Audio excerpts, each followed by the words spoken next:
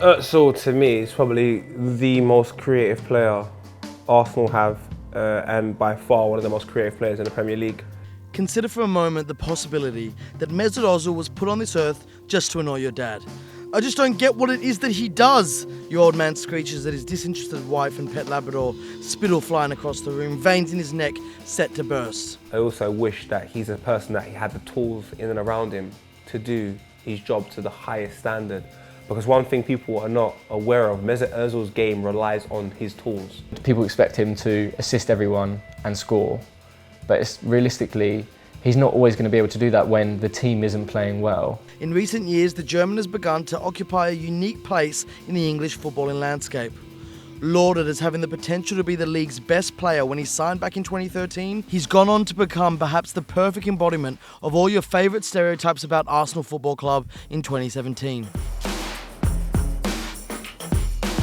The only reason why Özil is used as a scapegoat is because he costs 45 mil. If Özil costs 5 mil, no one cares. Unfortunately, because he's a high-profile player, people naturally expect much. But people expect things from Özil that they've never seen Özil produce before. So I think a lot of Arsenal fans are actually ignorant to what Mesut Özil is about.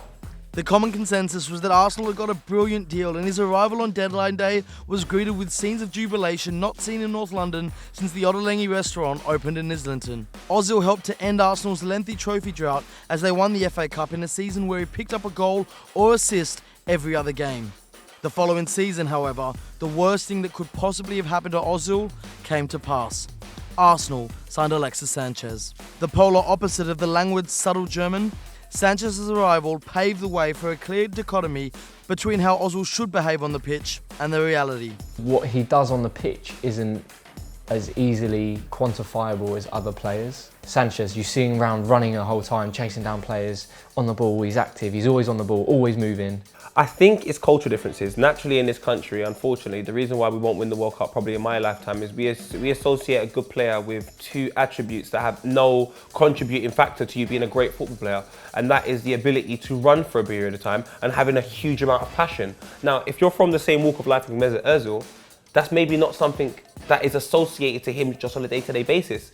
Ozil was right up there in terms of Arsenal players who covered the most distance during the 2016-2017 campaign, and significantly ahead of Sanchez in terms of average distance per game.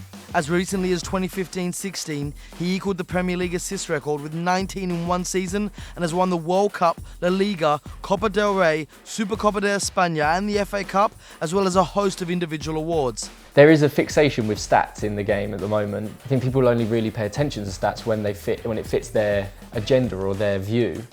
And often when you see Ozil's run the most kilometres in the game, he's made the most sprints, he's created the most chances, most passes in the final third, most successful pass completion rate. It doesn't really fit with a lot of people's view of him, which is why I think maybe people are a bit hesitant to accept that. He's had a career where he's played football with players like Muller and Mario Götze and various other players for Germany that are attacking threats, Draxler, then you take him to Real Madrid, Benzema, Cristiano Ronaldo, their games modelled off pace, power, being explosive.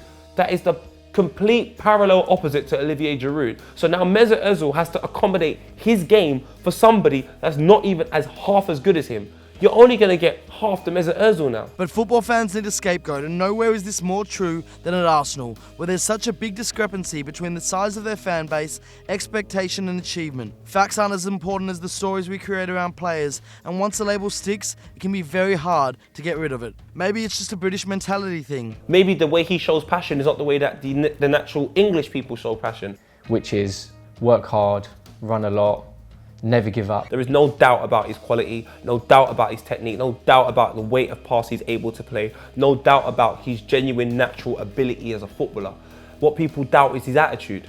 The contract dispute that's been rumbling on forever hasn't helped to diffuse the ill feeling towards Ozil from the Arsenal fans either. It's looking like he will leave, and if he does leave, I for one am going to miss him. I would love Mesut Özil to sign a new contract. Will it happen? I don't think so. I think he's going to Manchester United. Firstly, we're going to suffer as a team because you lose that calibre of player on and off the ball, and I think your team suffers in terms of how they play, how well they keep the ball under pressure. Ozil has become the personification of all of Arsenal's worst traits: weakness, mental fragility, indifference and underperformance. Is Arsenal's perceived underachievement his fault and his fault alone? Of course not. Would he be worth the vast amount of money a new deal would end up costing the club? That's up for debate. Does he get massively singled out for criticism? Absolutely. Mesut Özil's just going to profit from playing with a good striker. So yeah, I love Mesut Özil, I can't lie. He's the most technically, brilliantly gifted scapegoat the English game's ever had. That's been Copper90's take on whether Ozil's time so far at Arsenal has been underrated. But have we got it right or have we got it wrong?